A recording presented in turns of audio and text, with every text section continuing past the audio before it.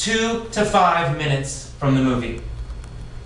So you're going to pick, in Hitch, I'll show you, we'll pick like the very beginning of this movie today.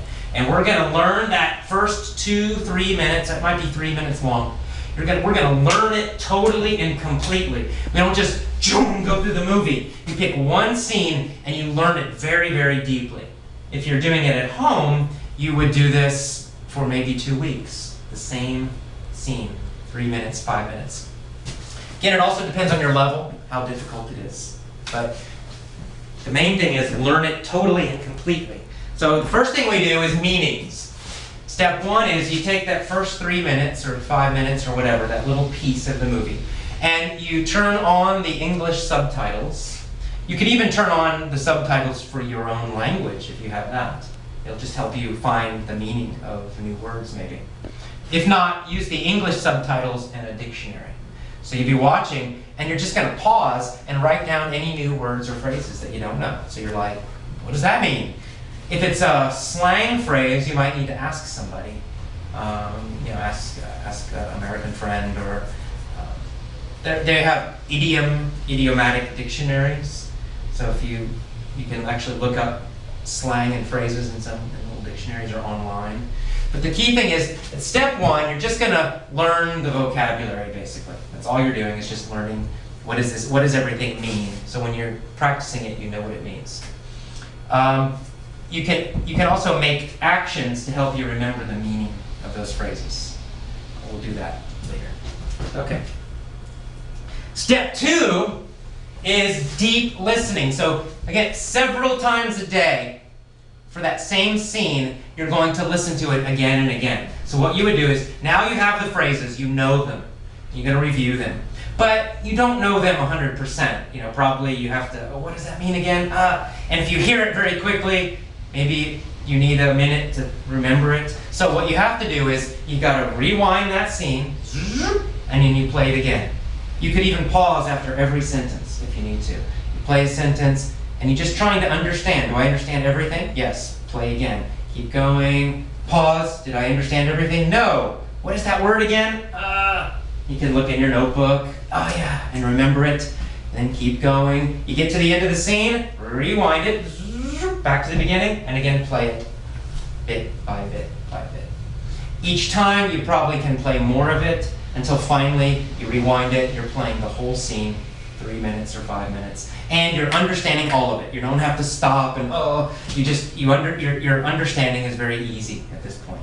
And that might take a week, I don't know, it depends. It might take 1 day, it might take an hour, it might take 3 hours, it might take 6 or 7 total hours. It just depends on the movie, how difficult it is, and it depends on your own level.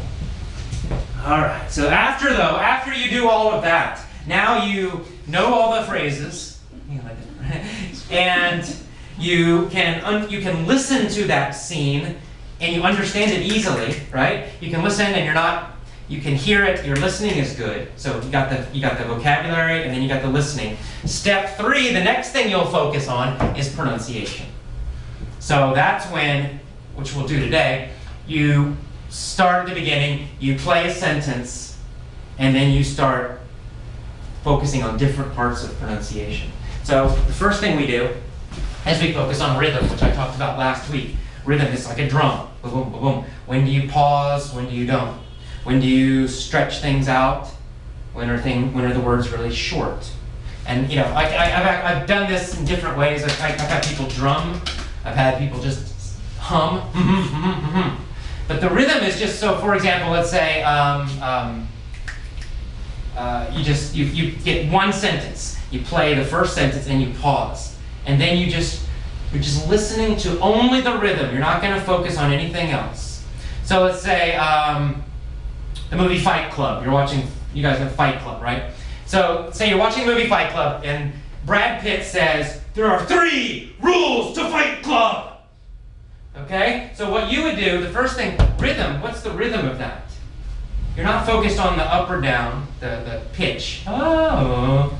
We're not focusing on that. You're not focusing on how loud or soft it is. It's just the rhythm. So there are 3 rules of Fight Club. Ba-ba-bum, bum, ba-bum, bum. You could even do it.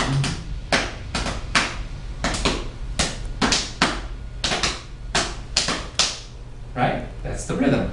And what you would do then is you would go sentence by sentence for the movie, and you could drum it or hum it, and only the rhythm. This is so super important.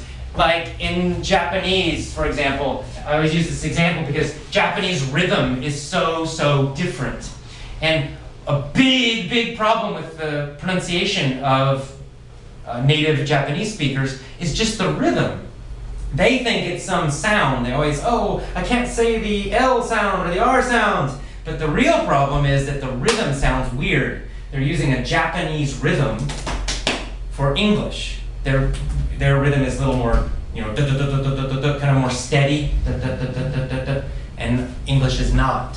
So this is a big part, is just getting the rhythm down. And as you start getting the rhythm of English more and more, people will understand you much better. It will help a lot.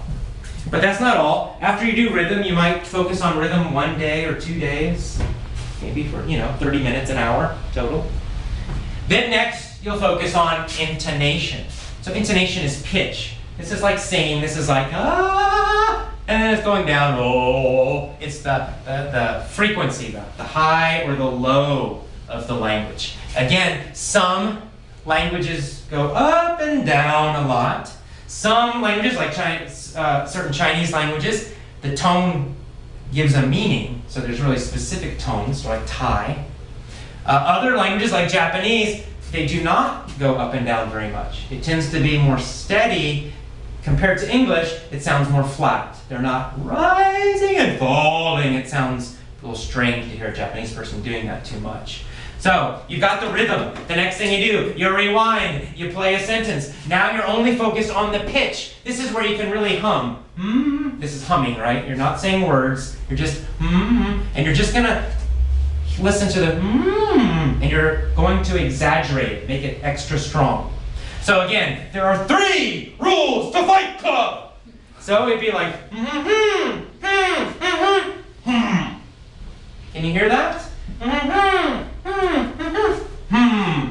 So again, you're just starting to recognize with your ears, where is he going up and where is he dropping. And you're going to go through, you'll play the next, rule 1 is, you'll play the next sentence and you'll go, and you'll really try to hear and exaggerate, make it stronger than the actor saying it. Going up a lot and going down a lot. Really make it strong. And it's just like you're kind of singing it now. Now you're just like a singer and you're singing the movie scene. There are 3 rules to Fight Club. There are 3 rules to Fight Club. And make it really strong. Go up higher than normal, down more than normal. You'll do that for a few days, maybe a few hours. And then finally, the last thing is you put it all together. And now you become an actor. Now you imagine, I am Will Smith. Or I am Julia Roberts, or I am whoever you want to be. And, okay, my job is to be the character, to be exactly like this character in the movie. So, you'll use the same rhythm, of course. You'll use the same pitch. But now you're adding emotion and your face and the body movements. If the actor is in the scene, and you see them moving, if they're moving like this, like Brad Pitt is not in that movie, he's a fighter, right? He's tough, really tough guy. So he does not do this. There are 3 rules to Fight Club! Right? He's not standing like this. It's totally unnatural, it's weird. He's standing strong like this, and he's like, ah! And he's like really tough, strong, loud guy. Well, if that was the movie you were using, you would want to be exactly like that. You'd get your body like his, you'd watch the movie, and you'd say, oh yeah, he's doing this, and now he's moving his arm like this. You would move your arm the same way. You would especially study their face. Very important to study how the actor's using their face. You do the same. There are 3. If he looks angry, then you need to, do this and look angry. If that character or the actor looks very sweet, then you should do that too. And you're trying to get the full emotion, all of it, the pauses, the tone, the rhythm, the words, and the feeling all together. And now you're creating that character. And all of that together, if you do this, it really is going to help your pronunciation a lot. Now, I don't know if it's going to, help your pronunciation in 1 week or, 4 months or something in between, but if you do this regularly, when you do this, let's say 15